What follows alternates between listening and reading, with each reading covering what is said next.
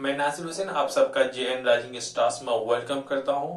इससे पहले वाले वीडियो में मैं आपको बता चुका हूं class 8th science chapter number 2 का। इससे पहले वाले वीडियो में मैंने आपको इंट्रोडक्शन एक नंबर पे मैंने आपको बताया, दूसरे नंबर पे मैंने आपको मैक्रो ऑर्गेनिज्म के बारे में मैंने बताया। उसी मैक्रो ऑर्गेनिज्म के अंदर में हमने आपको क्लासिफिकेशन ऑफ मैक्रो ऑर्गेनिज्म के भी बारे में आपको बता चुका हूं। अब हम लोग थर्ड पॉइंट को कंटिन्यू यहां से करेंगे। थर्ड पॉइंट है where do macro organisms live. Macro organisms कहां पे रहते हैं। जाहिर सी बात है, इससे भी पहले मैंने आपको बता दिया था कि मैक्रो ऑर्गेनिज्म जो जहां इंसान कुल मिला के जहां पे लिविंग ऑर्गेनिज्म से रहता है, मैक्रो ऑर्गेनिज्म भी एक लिविंग ऑर्गेनिज्म है। जहां और सब भी और सब भी जो लिविंग ऑर्गेनिज्म से रहता है वो उन्हीं के साथ ही रहते हैं। देख लेते हैं कि एक्चुअली वो रहते कहां पे हैं। पहले मैंने आपको बताया था they can survive under all type of environments. ये हर तरह का इन्वायरमेंट पे ये अडॉप्ट कर सकता है। हर एक तरह का जो वातावरण है, हर एक तरह का इन्वायरमेंट में मैक्रो ऑर्गेनिज्म रह सकता है। रेंजिंग फ्रॉम आइस कोल्ड, वो यहां तक जो सबसे ठंडी जगह है वहां पर भी रह सकता है। ये बर्फ वाली जो सबसे ठंडी जगह होती है, ये माइक्रो ऑर्गेनिज्म कुछ वहां पर भी रह सकते हैं। और क्लाइमेट टू ही hot spring and deserts to marshy land, ये कहां रह सकते हैं। हॉट स्प्रिंग का मतलब ये सबसे गर्म जगह पर भी रह सकते हैं। डेजर्ट में भी, रेगिस्तान में भी माइक्रो ऑर्गेनिज्म से रह सकता है। और मार्शी लैंड का मतलब होता है दलदली जमीन, है ना, जहां पे क्या होते हैं कीचड़ वगैरह बहुत ज्यादा होते हैं, दलदल होता है जहां पर कीचड़ वाले इलाके में भी मैक्रो ऑर्गेनिजम्स वहां पर भी रहते हैं। They are also found inside the bodies of animals, ये जानवरों के बॉडीज में भी पाए जाते हैं। इंक्लूडिंग ह्यूमंस, वो मानव या फिर हम जैसे इंसानों में भी मैक्रो ऑर्गेनिजम्स रहता है। अब हम लोग देखते हैं सब मैक्रो ऑर्गेनिजम्स एग्जिस्ट अलोन। कुछ मैक्रो ऑर्गेनिज्म जो अलग रहता है, ग्रुप, जैसे कि हम लोग किसी समाज में रहते हैं तो हम समाज में ग्रुप बना के तो रहते हैं। ऐसा है नहीं कि आप अगर जहां पे रह रहे सिर्फ आप ही का घर हो, उससे 2 किलोमीटर या 3 किलोमीटर में कोई और हो, फिर 3-4 किलोमीटर में कोई और हो, नहीं, हम लोग एक ग्रुप में रहते हैं। हम लोग कुछ ही मीटर्स के दायरे में भी हम लोग बहुत सारे लोग रहते हैं। एक ही अगर दिल्ली जैसे हम शहर की हम बात करें तो यहाँ पे 1 किलोमीटर एरिया ले ना जाने कितने हजारों लोग यहाँ पे मिलेंगे उसी हिसाब से। लेकिन कुछ लोग अलग रहते हैं, जैसे कि मैक्रो ऑर्गेनिज्म के कुछ अलग जो मैक्रो ऑर्गेनिजम्स रहता है उसको हम लोग अमीबा जैसे मैक्रो ऑर्गेनिज्म हो क्या अकेला रहता है, बिल्कुल एकदम उसी तरह से। And some live in colonies, कुछ कहां पे रहते हैं, कॉलोनीज में रहते हैं। कुछ मैक्रो ऑर्गेनिज्म अकेला रहता है। जो मैक्रो ऑर्गेनिज्म अकेला रहता है, एग्जिस्ट अकेला करता है, उसको हम लोग अमीबा कहते हैं। जो लिव इन ग्रुप, जैसे कि हम जैसे ये रहते हैं तो उसको कॉलोनीज में रहते हैं। तो उसी तरीका से जो माइक्रो ऑर्गेनिज्म कॉलोनीज बना के रहता है, जैसे कि फंगी और बैक्टीरिया। फंगी और बैक्टीरिया कैसा रहता है, ये कॉलोनीज में रहता है, कॉलोनी की तरह बना के रहता है।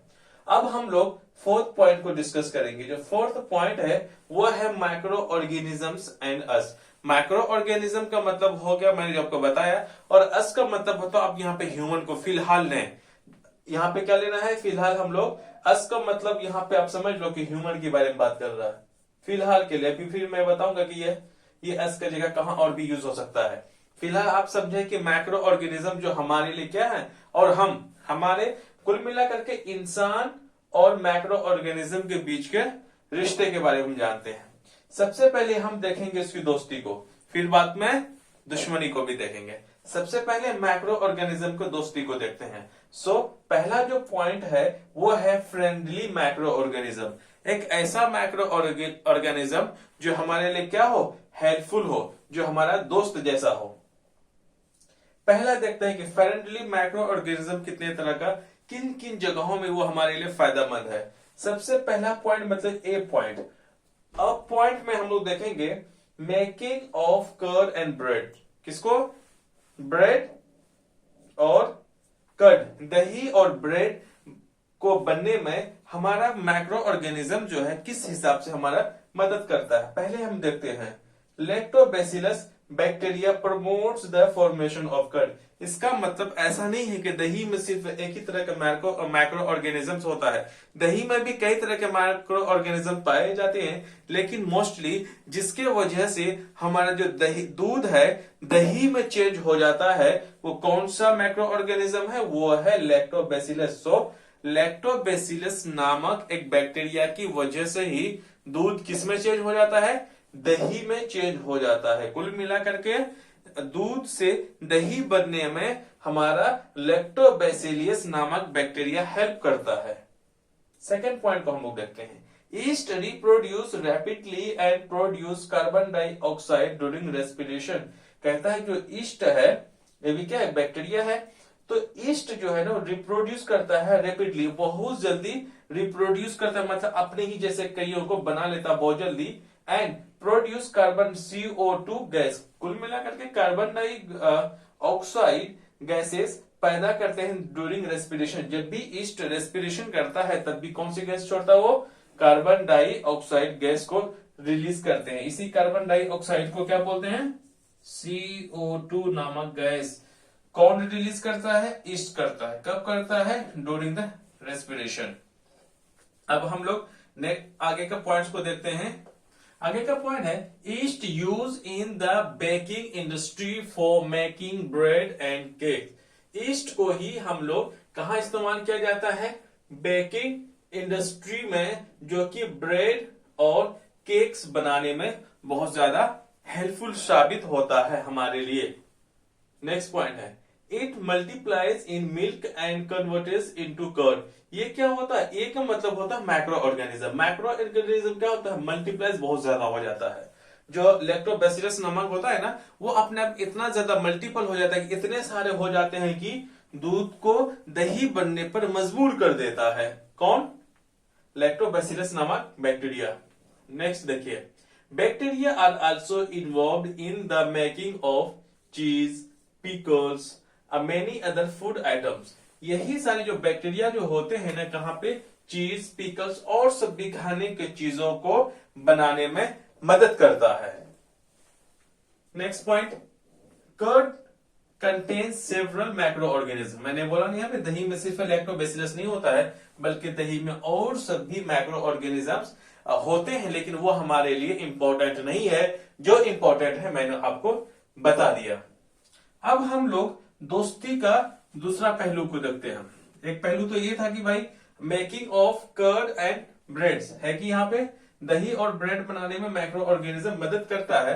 अब हम लोग दूसरे पहलू को देखेंगे, commercial use of micro organisms. Micro organism को हम लोग, कॉमर्शियल का मतलब होता है ऐसा काम करने से जिससे हमें क्या बेनिफिट हो, जिससे पैसा आए। पैसा कमाने के लिए जो काम किया जाता है उसको हम लोग कॉमर्शियल कहते हैं, जो पैसे के लिए काम किया जाता है। अब हम लोग माइक्रो ऑर्गेनिज्म को कैसे यूज करते हैं जिनके वजह से लोग पैसे कमाते हैं। पहला ये है micro organisms are used in production of alcohol and vinegar. किसको, अल्कोहल और विनेगर को बनाने के लिए किसका, माइक्रो ऑर्गेनिज्म का ही मदद से किया जाता है। जैसे कि acetic acid. Okay, acetic acid क्या होता है, विनेगर होता है। इन सबको बनाने के लिए किसका, माइक्रो ऑर्गेनिज्म को मदद लेना पड़ता है। Next, east is used in production of alcohol and vinegar. इसीलिए ईस्ट को कहां पे मदद करते हैं, अल्कोहल का मतलब होता है शराब जो पीते हैं लोग शौक से भी, और विनेगर का मतलब होता है सिरका। विनेगर भी एक तरह का क्या है, केमिकल्स है, जो कि किसके द्वारा बनाया जाता है, माइक्रो ऑर्गेनिज्म के ही मदद से बनाए जाते हैं। सो एक आता है fermentation is the process of conversion of sugar into alcohol. जो शुगर से ही अल्कोहल को बनाया जाता है, एक फर्मेंटेशन प्रोसेस होता है। फर्मेंटेशन का मतलब होता है, फर्मेंटेशन एक ऐसा प्रोसेस होता है जिसमें शुगर को चेंज किया जाता है अल्कोहल में। इन सारे प्रोसेस को फर्मेंटेशन कहा जाता है। सो शुगर से किसमें चेंज किया जाता है, अल्कोहल को। तो इस प्रोसेस को क्या बोलते हैं, इस प्रोसेस को बोलते हैं फर्मेंटेशन। कई बार ऑब्जेक्टिव में ये सवाल पूछ लिया जाता है। नेक्स्ट है Louis Pasteur discovered fermentation in 1857। वही 1857 की क्रांति, आपको शायद याद भी सुना होगा आपने 1857 की क्रांति। तो वही 1857 में एक लुइस पेस्चर नामक आदमी ने किसका, फर्मेंटेशन का डिस्कवर किया, खोज किया। अब हम लोग आगे को पॉइंट को देखते हैं। अब सी पॉइंट को देखते हैं। पहला दोस्ती, दूसरी दोस्ती, अब हम लोग तीसरी दोस्ती की बात करते हैं। तीसरी दोस्ती है वो हमारी है मैक्रो ऑर्गेनिज्म के साथ, वो है medicinal use of macro organism. Medicinal use of macro organism कि हमारे मेडिसिन जो दवाई वगैरह मेडिसिन से बनाते हैं, किस हिसाब से मैक्रो ऑर्गेनिज्म इसमें भी हेल्पफुल बहुत ज्यादा साबित होता है। मैं आपको पहले बता चुका हूं कि इंसान को जितनी बीमारी होती है वो सारे मैक्रो ऑर्गेनिजम्स होते हैं। वही मैक्रो ऑर्गेनिजम्स फिर दूसरे मैक्रो ऑर्गेनिज्म फिर दवाई की तरह काम भी आते हैं। हमें उसी मैक्रो ऑर्गेनिज्म से दर्द भी मिलता है, फिर उसी मैक्रो ऑर्गेनिज्म से हमें क्या मिलते हैं, दवाई भी मिलता है। दर्द और दवाई हमें वहीं से मिलता है। ओके गाइस, नेक्स्ट को देखते हैं। मेडिसिनल यूज में मैक्रो ऑर्गेनिज्म के किस हिसाब से यूज किया जाता है मेडिकल की दुनिया में, उसको हम देखते हैं। The source of this medicine is macro organisms. जो मेडिसिन में जितने भी हम लोग यूज करते हैं, ज्यादातर मेडिसिन जो हमारे लगभग सारे मेडिसिन कहा मैक्रो ऑर्गेनिज्म से ही मिलता है हमें। उसका सारा एक अलग प्रोसेस होता है, लेकिन मिलता हमें मैक्रो ऑर्गेनिज्म से ही। दिस मेडिसिन किल या stop the growth of disease causing macro organisms. कहता है जो भी बीमारी हमें मैक्रो ऑर्गेनिजम्स की वजह से होता है, वायरस की वजह से हो, किसी बैक्टीरिया की वजह से हो, किसी प्रोटोजोआ की वजह से हो, किसी फंगी की वजह से हो, तो कुल मिला करके हमें जो भी बीमारी होती है किसी मैक्रो ऑर्गेनिज्म की मदद से, उन्हीं बीमारी को मिटाने के लिए हम लोग फिर मैक्रो ऑर्गेनिज्म से बने हुए मेडिसिन को यूज करते हैं, ताकि कि हम उन सारे मेडिसिन को हम खाएं जो हमारे बॉडी के अंदर में बिना बुलाए जो मेहमान मैक्रो ऑर्गेनिजम्स है, बिना बुलाए हुए मैक्रो ऑर्गेनिज्म का मतलब होता है जो हमारे लिए नुकसानदायक है, जो हमारे शरीर के अंदर बैठा हुआ है, उन सारे मेडिसिन को यूज करके, ताकि कि हम उन सारे मैक्रो ऑर्गेनिज्म जो हमारे अंदर में है उसको क्या कर सके, मिटा सके, खत्म कर सके। सच मेडिसिन आर कॉल्ड एंटीबायोटिक्स। तो फिर ऐसे ही मेडिसिन को हम लोग क्या बोलते हैं, एंटीबायोटिक्स बोलते हैं। कोई भी मैक्रो और फिर से मैं रिपीट कर देता हूं, एंटीबायोटिक्स का मतलब होता है किसी भी मैक्रो ऑर्गेनिज्म की वजह से जब हमें बीमारी होती है, इन्हीं बीमारी को ठीक करने के लिए जो दूसरे मैक्रो ऑर्गेनिज्म की मदद से जो दवाई बनती है, वो मैक्रो ऑर्गेनिजम्स की जरिए से जो दवाई बनती है जिसके खाने से हम ठीक हो जाते हैं, उन्हीं सारे मैक्रो ऑर्गेनिजम्स को या फिर जो उन्हीं सारे मैक्रो ऑर्गेनिज्म से बनने वाले दवाई को क्या बोलते हैं, एंटीबायोटिक्स बोलते हैं। अब एंटीबायोटिक्स के थोड़ा सा हम कुछ पॉइंट्स को देखने की कोशिश करेंगे। तो इस एंटीबायोटिक्स का है, this days are number of antibiotics are being produce from bacteria and fungi. आज का डेट में जिस वक्त मैं बात कर रहा हूं, उस वक्त लगभग बहुत सारे ऐसे एंटीबायोटिक्स इस्तेमाल किया, मतलब बहुत सारे एंटीबायोटिक्स मिल चुके हैं जो कि बैक्टीरिया और फंगी से बना हुआ है। ओके, कुछ हम लोग देखते हैं कॉमन एंटीबायोटिक्स आर। पहला जो कॉमन एंटीबायोटिक्स है हम लोग इसको देख लेते हैं। पहला है टेट्रासाइक्लिन, ये हमारा क्या है, एंटीबायोटिक्स का नाम है। सेकंड में है स्ट्रेप्टोमाइसिन, थर्ड में है इराइथ्रोमाइसिन। ये तीन ऐसे जो कॉमन एंटीबायोटिक्स है जो कि मोस्टली एग्जाम्स में पूछे जाते हैं। नेक्स्ट को देखते हैं, antibiotics are even mixed with the feed या livestock and poultry to check microbial infection in animals. हम लोग क्या करते हैं, इन्हीं में देखने की कोशिश करते हैं, जो antibiotics are even mixed with the feed of livestock, जैसे कि पोल्ट्री हो गए, है ना, डक हो गए, गॉट हो गए, काउ, बफेलो, तो उन सब में हम लोग क्या करते हैं ना कि एंटीबायोटिक्स को मिला करके उसको खिलाया जाता है जानवरों को, ताकि कि हमें, या फिर पोल्ट्री फार्म में जो मुर्गियां होती हैं उसको खिलाया जाता है ये चेक करने के लिए कि उसमें कोई बीमारी है या नहीं है। अगर उसमें कोई बीमारी हो तो उसको ठीक किया जाए। जैसे कि जिस वक्त मैं ये वीडियो बना रहा हूं, इस वक्त इंडिया के अलग अलग राज्यों में बर्ड फ्लू का बहुत ही ज्यादा शिकायतें आ रही हैं। कई हजार लाखों की संख्या में पंछियां मर रही है। तो वो क्या होता है, फ्लू एक तरह का क्या है, माइक्रो ऑर्गेनिजम्स है। उन सबको ठीक करने के लिए क्या एंटीबायोटिक्स या फिर एंटीडोट्स का यूज करते हैं। फिर हम उसके कुछ अलग पॉइंट्स को देखने की कोशिश करते हैं। अभी हमने medicinal use of micro organism का कुछ पॉइंट्स को देखे हैं। अब हम लोग medicinal use of micro organism का सेकंड पॉइंट को देखते हैं। सेकंड पॉइंट ये है, antibiotics are also used to control many plant diseases. यही सारे एंटीबायोटिक्स का इस्तेमाल करके कई सारे हम लोग प्लांट्स की बीमारी को भी खत्म कर सकते हैं। कई सारी प्लांट्स को बीमार होने से या फिर उस प्लांट्स को खराब होने से हम कंट्रोल कर सकते हैं, बचा सकते हैं। नेक्स्ट है अलेक्जेंडर फ्लेमिंग। कौन है? Alexander Fleming discovered the first antibiotic penicillin. इसका मतलब पेनिसिलिन जो है किसने बनाया है? वो बनाया है अलेक्जेंडर फ्लेमिंग ने, फ्रॉम द मूल पेनिसिलियम नोटेटम। तो वो किस में से बनाया है? पेनिसिलिन किसने बनाया? अलेक्जेंडर फ्लेमिंग ने बनाया। किस चीज से बनाया था? वो बनाया था मूल पेनिसिलियम नोटेटम से। ओके, अब हम लोग डी पार्ट को देखते हैं। सी पार्ट को हमने अच्छे से समझने की कोशिश की है। अब मैं आपको वैक्सीन के बारे में कुछ बताता हूं। वैक्सीन जो है, when a disease carrying microbes enter our body, the body produce antibodies to fight the invader।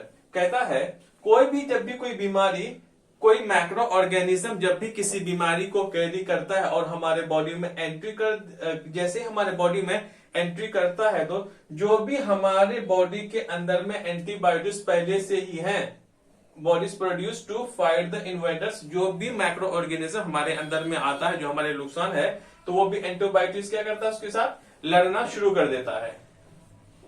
Okay, next है the body also remember how to fight the microbe if it enter again. तो फिर जैसे ही antibiotics हमारे अंदर में चला जाता है वैक्सीन के जरिए से, तो हमें उस तरह की बीमारी जब भी आता है तो फिर एंटीबॉडीज जो होता है हमारे अंदर में, वो बेहतर से जानता है कि उस बीमारी को किस हिसाब से हराना है। वो हमेशा याद रखता है कि किस हिसाब से किस तरह की वैक्सीन ली गई है, जो कि एंटीबॉडीज होते हैं। एंटीबॉडीज जब हमारे अंदर में जब इंजेक्ट के जरिए हम जब ले लेते हैं, तो जिस लिए लेते हैं ताकि उस तरह की बीमारी कभी आपको ना हो, ताकि कि वो जब भी उस तरह की बीमारी आपके अंदर में आए तो वो एंटीबॉडीज क्या करते हैं, उन सारी बीमारी से लड़ने का काम करते हैं और रोक लेते हैं, और हमें वो बीमारी दोबारा नहीं होती है। नेक्स्ट को देखते हैं। सो को हटा दीजिए। अब है, इफ डेड या weekend microbes are introduced in a healthy body, the body fights and kill them by producing suitable antibodies। अगर कोई सा भी डेड हो या फिर कमजोर माइक्रो ऑर्गेनिज्म जब हमारे अंदर में चला जाता है, तो किसके जरिए, मैक्रोब्स के अंदर जब हमारे अंदर में चला जाता है, तो हमारे हेल्दी बॉडी में, जब भी हेल्दी बॉडी में जब भी कोई बीमार या फिर कमजोर माइक्रो ऑर्गेनिजम्स आ जाता है, तो वो कमजोर या फिर मरा हुआ माइक्रो ऑर्गेनिज्म और भी खत्म हो जाता है पूरी तरीका से, क्योंकि हमारे बॉडी में सुटेबल एंटीबॉडीज क्या होते हैं, प्रोड्यूस हो जाते हैं नेचुरली, जब हमने वो वैक्सीन लेने के बाद। नेक्स्ट है, the antibodies remain in the body and we are protected from the disease causing microbes. The antibodies remain in the body. मैंने बोला ना, ये क्या होता है, एक बार आपने ले लिया तो समझ लो कि बस लाइफ टाइम के लिए आपके लिए काफी है, और जब तक हमारे शरीर में वो रहेगा, तो उस तरह की अगर कोई भी अगर बीमारी आएगी तो हमें असर नहीं करेगा। वो क्या करेगा, हमें डिजीज कॉजिंग माइक्रोब्स, उस होने वाले माइक्रोब से होने वाले बीमारी इस माइक्रोब से और दोबारा नहीं होगी उस तरह की बीमारी, क्योंकि एंटीबॉडीज हमेशा कहां रहते हैं, बॉडी में ही मौजूद रहते हैं, जो कि हमें बीमारियों से बचाते हैं। कौन सी बीमारी, जो कि माइक्रोब से होने वाली बीमारियों से हमें बचाता है। अब हम लोग इन्हीं का नेक्स्ट पॉइंट को देखते हैं, वैक्सीन का ही। Cholera, TB, smallpox and hepatitis can be prevented by vaccinations. अब वैक्सीनेशंस के जरिए से कौन कौन सी बीमारी हटाया जा सकता है? अगर इन सारी बीमारियों का अगर आपने एक बार टीकाकरण करवा लिया तो और आपको वह बीमारी नहीं होगी। वो कौन कौन सी है? Cholera, TB, smallpox, hepatitis. ये जो तीन जो बीमारी है, चार है यहाँ पे, ये चारों क्या है? आपको ऐसे बीमारी है जो कि वैक्सीनेशन के जरिए से लाइफ टाइम के लिए बीमारी खत्म हो सकती है, आपको दोबारा नहीं होगी। तो आपको एग्जाम्पल का ये जो है एमसीक्यूज का क्वेश्चन साफ साफ बन जाता है कि वैक्सीनेशन के जरिए से, किसके? वैक्सीनेशन के जरिए से कौन कौन सी बीमारी को हमेशा के लिए खत्म किया जा सकता है? तो वो आपका रहेगा कोलेरा, टीबी, स्मॉल पॉक्स और हेपेटाइटिस। अब नेक्स्ट को देखते हैं।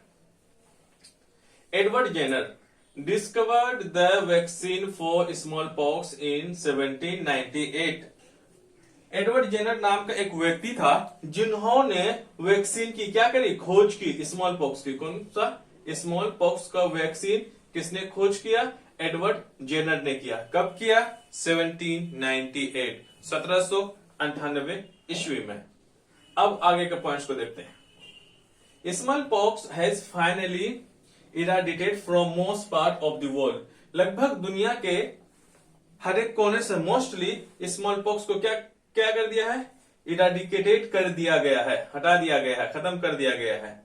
वे since are made on a large scale from micro organisms. जो वैक्सीन है लगभग बहुत बड़ी संख्या में बनाया जाता है, किनसे? माइक्रो ऑर्गेनिज्म से, to protect humans and other animals from several diseases. इसी वजह से माइक्रो दुनिया भर में बहुत सारी दवाइयां बनाई जाती हैं माइक्रो ऑर्गेनिज्म से, जो कि इंसान हो, जानवर हो या फिर अलग तरह का जो प्लांट्स है उनको बीमारी से बचाया जा सके। ओके, अब हम लोग देखते हैं नेक्स्ट को, that is E point. E point में हम लोग देखेंगे इंक्रीजिंग द सॉइल फर्टिलिटी, कि जो मिट्टी में उपजाऊ किस हिसाब से ज्यादा होता है।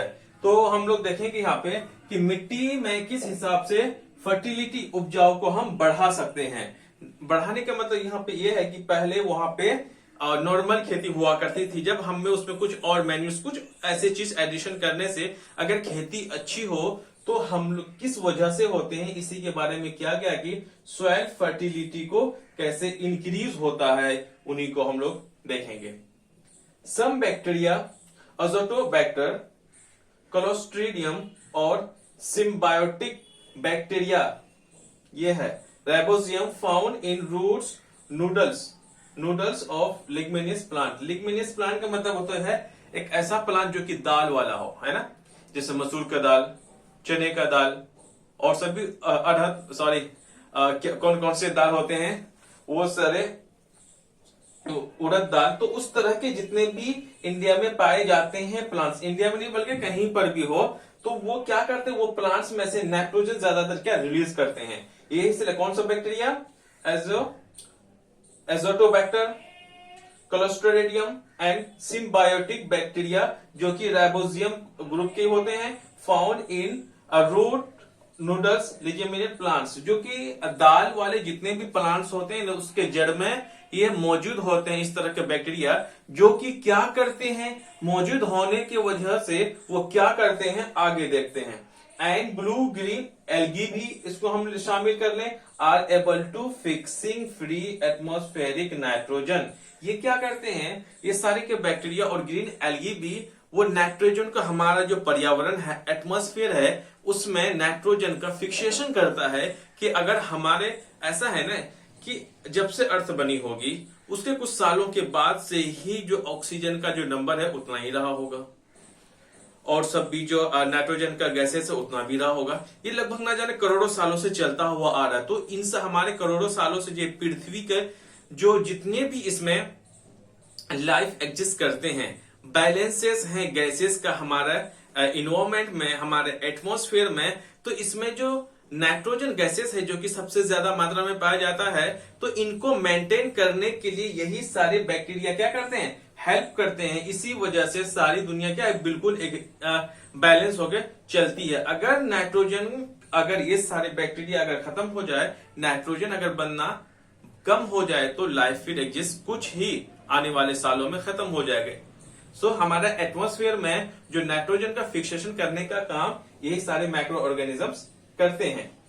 Into nitrates to enrich soil. अब क्या करते हैं, और साथ में ही ये नाइट्रेट्स क्या करते हैं, जो भी नाइट्रोजन होते हैं वो नाइट्रोजन क्या होते हैं, मिट्टी में भी मिल करके क्या होता है, उस मिट्टी की कीमत बढ़ा देते हैं। उस मिट्टी में और भी इनरिच सॉइल, मिट्टी को बहुत अच्छा बना दिया जाता है। एटमॉस्फेयर को तो बनाता ही, साथ में वही नाइट्रोजन कहा हमारे खेतों को, मिट्टी को भी अच्छा बना देता है, जिसकी वजह से खेती अच्छी होती है।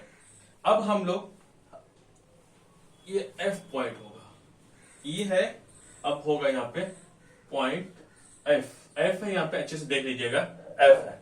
F क्या हमारा, क्लीनिंग द इन्वायरमेंट्स।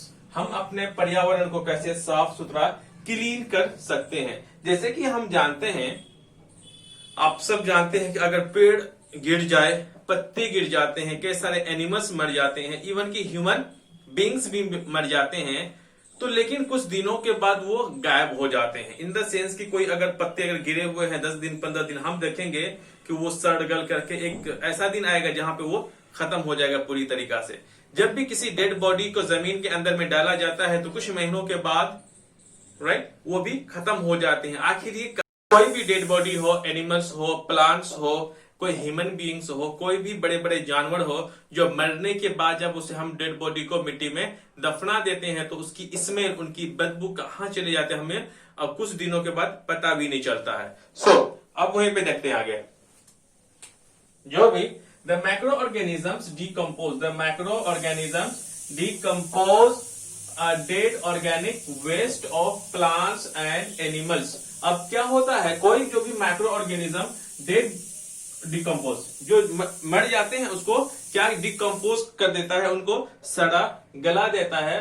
किनको गलाता है, वो भी कैसा होना चाहिए, organic waste of plants. Organic का मतलब ऐसे चीज जैसे कि प्लांट्स है, नेचुरल है, ह्यूमन बींग्स है, वो भी नेचुरल है, और साथ में कोई भी एनिमल्स है वो भी क्या है, नेचुरल है। तो इन चीजों को मरने के बाद जो भी डिकम्पोज हो जाता है वो कौन सा फॉर्म में होता है, वो होता है ऑर्गेनिक वेस्ट में। And animals converting them into simple substance. और यही सबको सड़ा गला, इन सब चीजें जब मर जाते हैं तो इन्हीं को सड़ा गला करके माइक्रो ऑर्गेनिजम्स किस में बदल देते हैं, सिंपल सब्सटेंस में बदल दिया जाता है। अब आगे का पॉइंट्स को हम देखते हैं। आगे का जो पॉइंट्स है, these substances are again used by other plants and animals। इन्हीं सब्सटेंसेस को फिर दोबारा से यूज किया जाता है अदर प्लांट्स और एनिमल्स। फिर इन्हीं जो भी सब्सटेंस है प्लांट्स में खेती करने के लिए, जैसे कि ये किस में बदल जाता है, मैन्यूर्स में बदल जाता है। जैसे कि पेड़ बहुत सारे अगर पत्तों अगर को अब जमा कर दो महीना भर से, महीनों के महीनों, तो वहां पे क्या हो जाता है, वो कन्वर्ट हो जाता है मैन्यूर में। फिर उसी मैन्यूर को हम लोग कहां इस्तेमाल करते हैं, प्लांट्स में यूज करते हैं। अब आइए नेक्स्ट है, micro organisms can be use to degrade the harmful and smelly substance and thereby clean up the environment. यही है जो micro organisms can be use to degrade the harmful, जो भी हमारे लिए मतलब क्या हार्मफुल होता है उनको खत्म कर दिया जाता है, डिग्रेड कर दिया जाता है। एंड स्मेली सब्सटेंसेस भी क्या हो जाते हैं, क्योंकि जो भी एनिमल्स अगर मर जाते हैं उसको क्या होता है, कीड़े मकोड़े उसको खाने लग जाते हैं, तो उसको क्या होता है, वो तो खत्म होते जाता है, साथ में स्मेल भी खत्म होने लगता है, स्मेली सब्सटेंस भी खत्म होने लगता है। एंड देयरफॉर एक ऐसा वक्त आता है जो कि वो चीजों को मरने की वजह से, एक एनिमल है कोई मर चुका है बदबू से, और जो भी उसके आसपास के इलाके कितने स्मेली हो जाएगा, बैड स्मेली, तो उनसे निजात, उनसे फ्री कर दिया जाता है और कुछ दिनों के बाद बिल्कुल साफ सुथरा हो जाता है। ये जितने भी होल प्रोसेस होता है, मैक्रो ऑर्गेनिज्म से इनको क्या करते हैं, उनका भी क्या तो खुराक हो जाता है, और मैक्रो ऑर्गेनिज्म ही इन सारे चीजों को डिकम्पोज, सड़ाना, गलाना, तो फिर कुछ वक्त ऐसा होता है कि हम इन सबसे क्या मिल जाते हैं, हमें फ्री हो जाते हैं। अब फिर हम लोग कुछ अगले पॉइंट्स को देखते हैं। अभी हमने क्लीनिंग इन्वायरमेंट का कुछ पॉइंट्स को हमने देख लिया। अब हम लोग नेक्स्ट को पढ़ेंगे, वो पढ़ेंगे हम लोग मैक्रो ऑर्गेनिजम्स एंड अस, जो कि मैं बता दिया। अब मैक्रो ऑर्गेनिज्म एंड अस में हमने फ्रेंडली मैक्रो ऑर्गेनिजम्स को हमने पढ़ा था। अब वो हमने मैक्रो ऑर्गेनिजम्स के फायदे वाले देखे थे। अब हम मैक्रो ऑर्गेनिजम्स के हार्मफुल वाले देखेंगे कि अब हमें जो है मैक्रो ऑर्गेनिज्म से किस तरह की नुकसान होते हैं, किस तरह के कई सारे जो ऑर्गेनिजम्स होते हैं हमारे लिए क्या होते हैं, हार्मफुल होते हैं, उसको देखते हैं।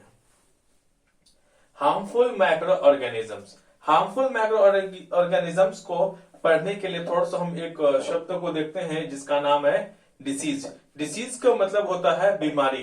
बीमारी दरअसल क्या होता है, इलनेस ऑफ पीपल, जो लोग बीमार पड़ते हैं, या फिर एनिमल्स, सिर्फ इंसान ही नहीं बल्कि जो लोग बीमार पड़ते हैं वो इंसान हो या फिर एनिमल्स जानवर हो, और प्लांट्स, कॉज्ड बाय इन्फेक्शन या फिर failure of health rather than by an accident. इसका मतलब ये हो गया कोई इंसान बीमार पड़े या फिर कोई जानवर इलनेस हो, बीमारी हो, बीमार मतलब पड़ जाए, या फिर कोई प्लांट्स बीमार पड़ जाए, उस बीमारी होने के जो वजह होगा वो कोई इन्फेक्शन का मतलब होता है कोई मैक्रो ऑर्गेनिज्म की वजह से ही क्या हो, इन्फेक्शन हो जाए, या फिर फेलियर ऑफ हेल्थ, वो फिर क्या हो जाए, उसका हेल्थ कुछ बिगड़ जाए, उसको हम लोग डिसीज कहेंगे।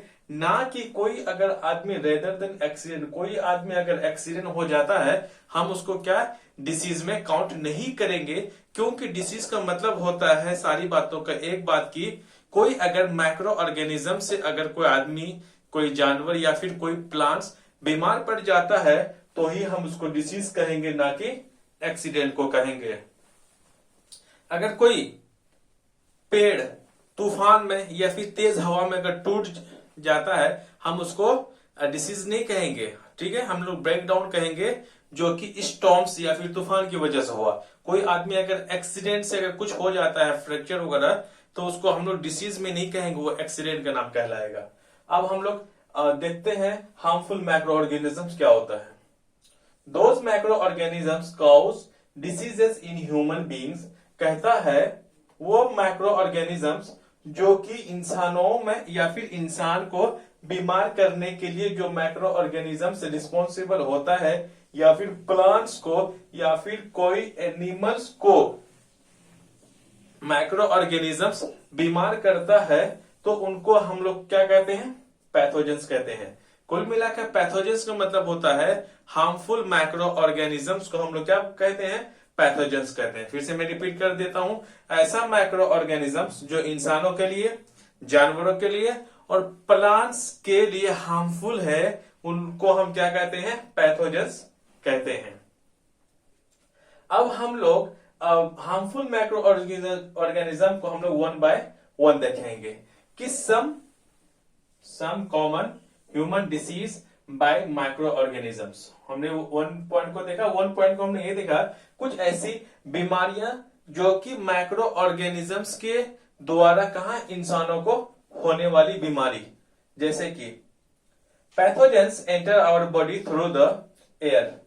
कोई पैथोजेंस को मैंने मतलब समझा दिया, जो हार्मफुल माइक्रो ऑर्गेनिजम्स होता है, जैसे कि एयर, वी ब्रीथ, जो हम हवा लेते हैं, उन हवा के जरिए से भी जो हार्मफुल माइक्रो ऑर्गेनिजम्स होता है वो हमारे जिस्म के अंदर चला जाता है। और दूसरा होता है वाटर वी ड्रिंक, जो पानी हम पीते हैं या फिर वह खाना जो हम खाते हैं।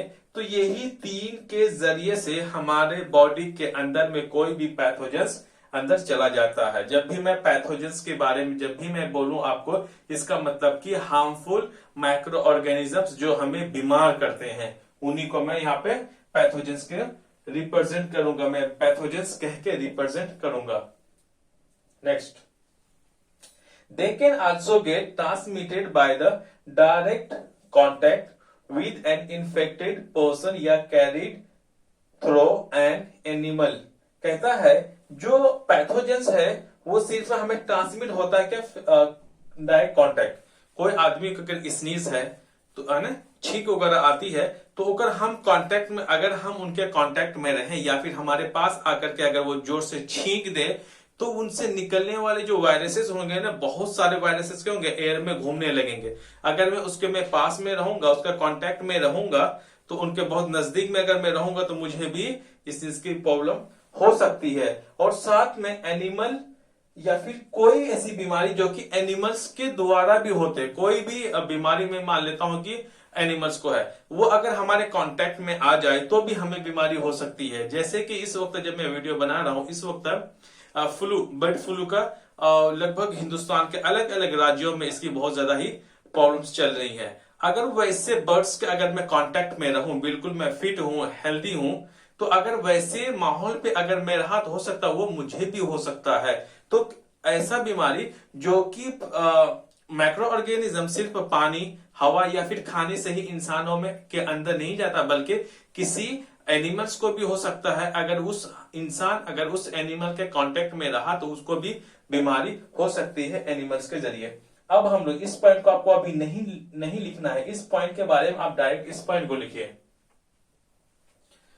ये रहा, इस पॉइंट को लिखिए आप। Some insects and animals which act as carrier of disease causing microbes। उस पॉइंट को, क्योंकि मतलब पॉइंट जो आगे पीछे हो गए हैं इसीलिए मैं कह रहा हूं। कुछ ऐसे इंसेक्ट्स या फिर micro organism animals which act as carrier of disease microbes.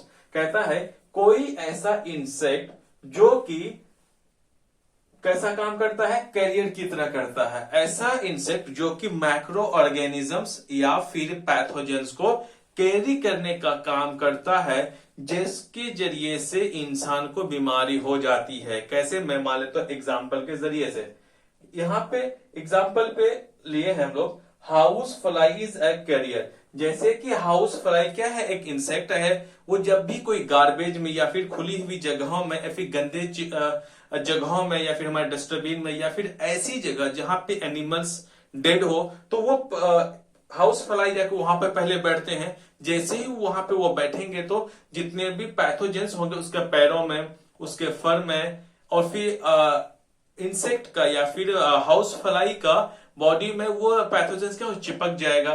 वो फिर उड़ते हुए फिर हमारे घरों में आ जाएगा। जब हम खाना अगर खुला हुआ हो किचन वगैरह में, वो जाकर वहां पे बैठ जाती है, जिसके वजह से क्या हो गया, जैसे ही मक्खी वहां पे बैठेगी तो पैथोजेंस क्या होगा, वहां पे कुछ छूट जाएंगे, कुछ पैथोजेंस वहीं पे रह जाएंगे। फिर वो पैथोजेंस को अगर किसी तरह से अगर हम अंदर हमारे चला जाता है तो फिर हमें बीमारी का शिकार हो जाते हैं। एक पॉइंट। दूसरा है female anopheles mosquito which carries the parasitic malaria. कौन सा, फीमेल एनोफ्लिस मच्छर जो है वो कौन सी बीमारी को होता है, इनके वजह से होता है पैरासाइटिक ऑफ मलेरिया। मलेरिया बीमारी किसके वजह से होता है, एनोफ्लिस मस्क्यूटो के जरिए से।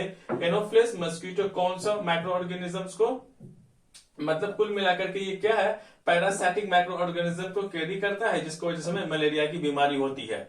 नेक्स्ट, कैरी जो है, कैरी सिर्फ मक्खी भी करती है, एनोफ्लिस मस्क्यूटो भी करती है। नेक्स्ट है female AIDS mosquito which carries the dengue virus. Dengue जो बीमारी होती है वो कौन से मच्छर की वजह से होती है, वो होती है फीमेल एडस मस्क्यूटो, जो कि डेंगू वायरस को कैरी करती है, जो कि इंसानों के लिए क्या है, बहुत खतरनाक साबित होता है। अब नेक्स्ट को देते हैं, the fly sit on the garbage and the animal excreta pathogens stick to their bodies. मैंने वही बोला, जो भी फ्लाई है, हाउस मतलब मक्खी जो है, वो क्या करते हैं, वो गार्बेज में जाके बैठ जाते हैं। और एनिमल एक्सक्रेटा का मतलब होता है जो कि एनिमल से मल मूत्र निकलने वाले चीजें, जो वेस्टेज है तो है एनिमल्स का, वहां पर भी गंदगी में जाकर के बैठ जाते हैं, फिर वो हमारे कॉन्टेक्ट में आते हैं। और फिर pathogens stick to their bodies. जैसे ही मक्खी ऐसी गंदी जगहों पे जाकर के बैठ जाते हैं जो कि एनिमल का वेस्ट हो, कई सारे वेस्टेज हो सकते हैं, उनपे जैसे वो जाके बैठती है मक्खी, उसमें पैथोजेंस चिपक जाते हैं। वो फिर हमारे पास या फिर हमारे घरों में खुला हुआ खाना हो, उसमें अगर वो आके बैठ जाती है तो फिर से उसमें क्या होती है, पैथोजेंस वहीं पे छूट जाते हैं।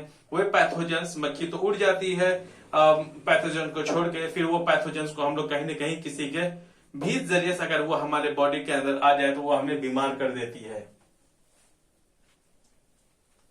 When this fly sit on the uncovered food, है ना, खोले हुए खाना में जब वही मक्खियां बैठ जाती है, दे में ट्रांसफर द पैथोजेंस, क्या हो सकता है कि उसमें पैथोजेंस का ट्रांसफर कर देता है, वही पैथोजेंस जो हमें बीमार कर देती है। अब मैं टेबल बनाऊंगा हार्मफुल माइक्रो ऑर्गेनिजम्स को, अभी हम लोग मतलब सॉरी टेबल में बनाऊंगा, यहाँ पे स्पेस नहीं, इसलिए उससे पहले मुझे रफ करना पड़ेगा।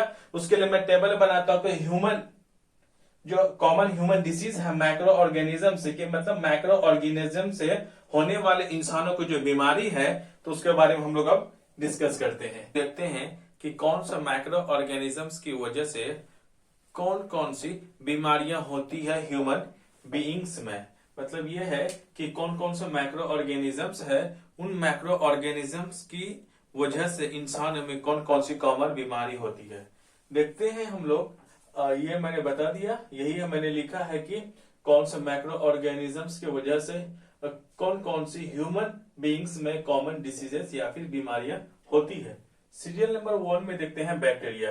बैक्टीरिया जो है हम लोग देखते हैं माइक्रो ऑर्गेनिज्म है। मोड ऑफ ट्रांसमिशन को आप छोड़ दीजिए, अब डिसीज में आ जाइए। डिसीज है कि बैक्टीरिया से होने वाली पहली बीमारी है cholera, diphtheria, jaundice, leprosy, plague, pneumonia, tetanus, typhoid, tuberculosis जिसे हम टीबी भी कहते हैं, एंड होपिंग कफ। ये सारी कॉमन बीमारियां हैं जो कि किनकी वजह से होती हैं, अब बैक्टीरिया की वजह से। सेकेंड में देखिए, सेकेंड में है वायरस। वायरस से होने वाली बीमारियां देखिए कि वायरस की वजह से इंसानों में कौन कौन सी बीमारी होती है। पहला है AIDS, chickenpox, influenza, measles, mumps, rabies, leukaemia, dengue जिसको ल्यूकीमिया बोलते हैं, ल्यूकीमिया, पोलियो, हेपेटाइटिस ए और बी दोनों ही बीमारी होती किनके से, वायरस की वजह से। और कॉमन कोल्ड ये भी किनके वजह से होते हैं, वायरस की वजह से होते हैं। थर्ड में देखते हैं वो है प्रोटोजोआ। प्रोटोजोआ एक माइक्रो ऑर्गेनिज्म है। प्रोटोजोआ की ही वजह से इंसानों में कौन कौन सी कॉमन बीमारियां होती है उसको देखते हैं। पहला है डायसेंट्री, डायरिया, कालाजार, मलेरिया, स्लीपिंग सिकनेस। किनकी वजह से ये सारी बीमारियां होती है, वो प्रोटोजोआ की वजह से होती है। फोर्थ नंबर पे देखते हैं फंगी।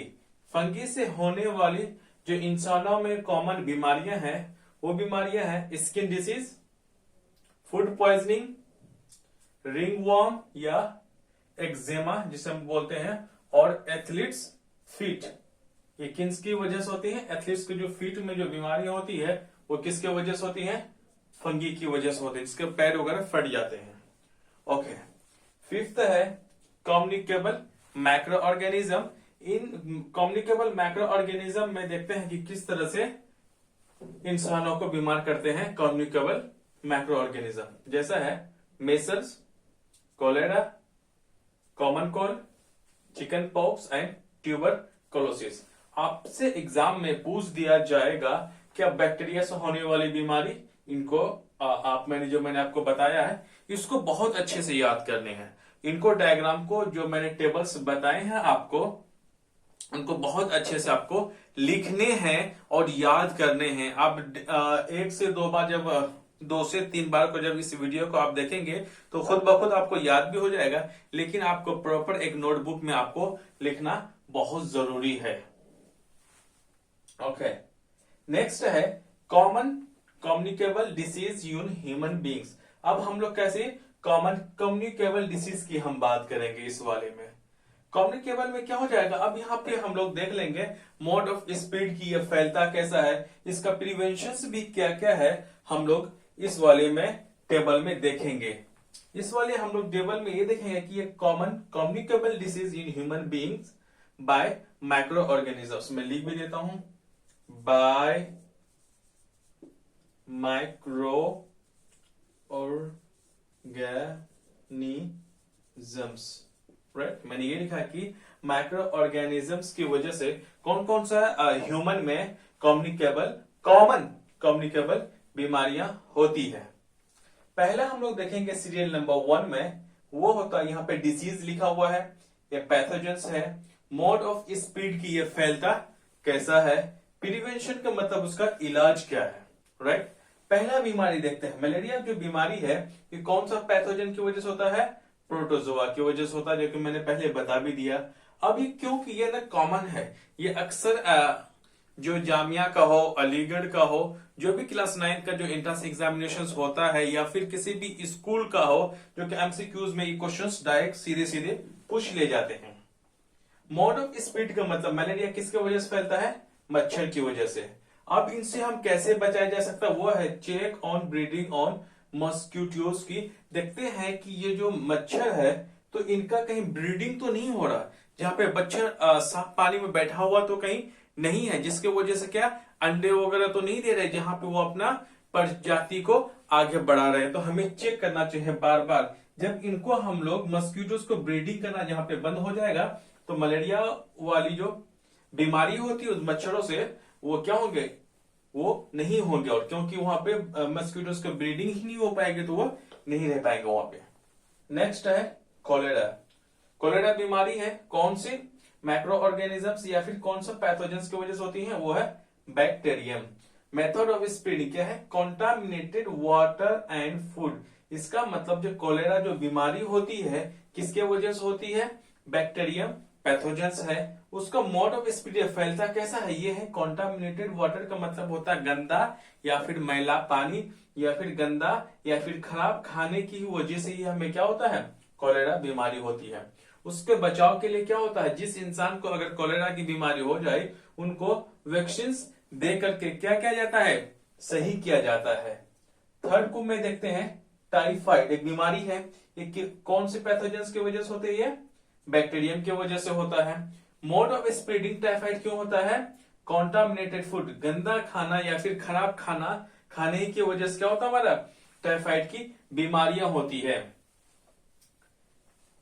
ये रहा तीसरा का, ये रहा कॉन्टामिनेटेड फूड। ये प्रॉपर सैनिटाइजिंग प्रैक्टिसेस, हमेशा क्या करना चाहिए, हमें सैनिटाइजेशन करना चाहिए डेली, हमेशा प्रॉपर हमें अच्छे से सैनिटेशन करनी चाहिए, जिसकी वजह से क्या हो बचाया जा सके। फोर्थ नंबर पे है डायरिया। डायरिया कौन सा पैथोजेंस की वजह से होता है, वो होता है बैक्टीरियम।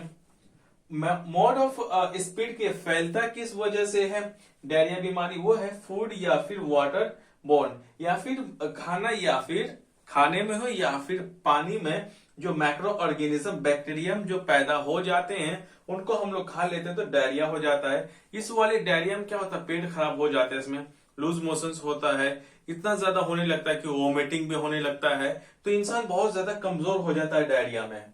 लेकिन मरने की हालत नहीं होती, लेकिन हालत बहुत ज्यादा खराब हो जाता है। इसमें सलाइन और ग्लूकोज चढ़ा करके इसको सही किया जाता है। ओके, सही कौन सा मेडिसिन वो हम नहीं देखेंगे। अब हम देखें मोड ऑफ स्प्रेडिंग, हमने देख लिया फूड या फिर वाटर बोर्न, इसमें पानी या फिर खाना में क्या बैक्टीरियम पैदा होने की वजह से होते हैं। फिर इसको कैसे बचाया जा सकता है, drink water with salt and sugar, इसमें पानी या फिर नमक और या चीनी मिला करके पानी में घोल करके उसको पिलाया जाता है। मैंने अभी बोला ना कि अगर हम लोग ग्लूकोज वगैरह भी चढ़ाया जाता है तो उनकी यह सिंपल सा एक प्रिवेंशन है। फिफ्थ में है पोलियो। पोलियो जो कौन सी पैथोजेंस की वजह से होती है, वो है वायरस। मोड ऑफ स्प्रेड इसका जो है एयर और वाटर से क्या होते हैं, पोलियो की जो बीमारी वो फैलते हैं। और इनका जो प्रिवेंशन है किसके है, वैक्सीन से किया जाता है। लगभग ये पोलियो पूरी दुनिया में तो ऑलमोस्ट खत्म ही हो चुके हैं, फिर भी एग्जाम का पॉइंट ऑफ व्यू से याद रखना बहुत जरूरी है। अब 6 नंबर पे देखते हैं, ये मैंने लिखा है ट्यूबरक्लोसिस। ट्यूबरक्लोसिस जो है एक बीमारी है, उस बीमारी कौन से पैथोजेंस की वजह से होता है, वो होता है बैक्टीरियम की वजह से। और ये ट्यूबरक्लोसिस फैलता कैसे है, हवा से, है ना, हवा से ही फैलते हैं, एयर से। इनकी जो बचाव है, प्रिवेंशन है, वो है वैक्सीनेशन करके या फिर वैक्सीनेशन ले करके क्या किया जाता है, इसको बचाया जा ट्यूबरक्लोसिस से बचाया जा सकता है। कौन सा प्रिवेंशन से, वैक्सीनेशन से। अब छठा, यहाँ पे स्पेस नहीं था, इसीलिए छठा के बदले मैंने 7 पॉइंट सिंपली आपको सीरियल नंबर इसी के नीचे ही लिखना है। यहाँ पे स्पेस नहीं था, मैंने लिखा सिर्फ डिसीज के नीचे कॉमन कोल्ड को लिखना है, पैथोजेंस के नीचे किसको, वायरस को लिखना है, मोड ऑफ स्प्रेडिंग मतलब नीचे लिखना है। कुल मिलाकर के आप जैसे जैसे यहाँ पे कॉलम से मैंने बनाए हैं एज इट इज आप नीचे जाना, because there is no much space, तो मैंने यहाँ पे लिखा है। 7वां नंबर पे क्या है, कॉमन कोल्ड बीमारी है, और वायरस पैथोजन है। पैथोजन का मतलब मैंने बता दिया कि ऐसा ऑर्गेनिज्म जो हमें बीमार करता है। ओके, मोड ऑफ स्प्रेडिंग के एयर हो जाएगा, और उसका प्रिवेंशन हैंड वॉशिंग, लगातार अगर हम हाथ धोते रहें तो हमें कॉमन कोल्ड वगैरह हमें नहीं होगा। 8वां नंबर पे है चिकन पॉक्स। ये कौन सा पैथोजन है, वायरस की वजह से बीमारी होती है। इनका जो मोड ऑफ स्प्रेडिंग है फिजिकल कांटेक्ट या फिर एयर, इनसे फिजिकल कांटेक्ट और एयर से चिकन पॉक्स होता है। और इनका जो प्रिवेंशन है क्या है, वैक्सीनेशन से इनका बचाव किया जाता है। 9वें और आखिरी नंबर ये है रिंग वॉर्म, एक बीमारी है, वो फंगस की वजह से होते हैं। पैथोजेंस किसके वजह से होते हैं, रिंग वॉर्म फंगस की वजह से होते हैं। पेस्ट इनका क्या है, पेस्ट से क्या होता है, ये स्प्रेड होता है, और इनकी जो इलाज है वो क्या है, एंटीबायोटिक्स दे करके रिंग वॉर्म की प्रॉब्लम्स को या फिर बीमारी को खत्म किया जाता है। सो प्लीज यहां पर हमारा ये जो पॉइंट था, यहाँ पे हमने अच्छे से आपको मैंने समझाने की पूरी तरीके से मैंने कोशिश की है, और उम्मीद है कि आपको बिल्कुल समझ में भी आ रहा होगा। अब हम लोग जो बचा हुआ जो बाकी के जो टॉपिक्स है, अब हम लोग उसको अगले वीडियोस में डिस्कस करेंगे। So thank you very much guys. अगर वाकई आपको हमारा वीडियोस वाकई आपको जो पसंद आता है तो प्लीज अब इसे लाइक, शेयर और सब्सक्राइब करना बिल्कुल भी ना भूलें। Thank you very much once again.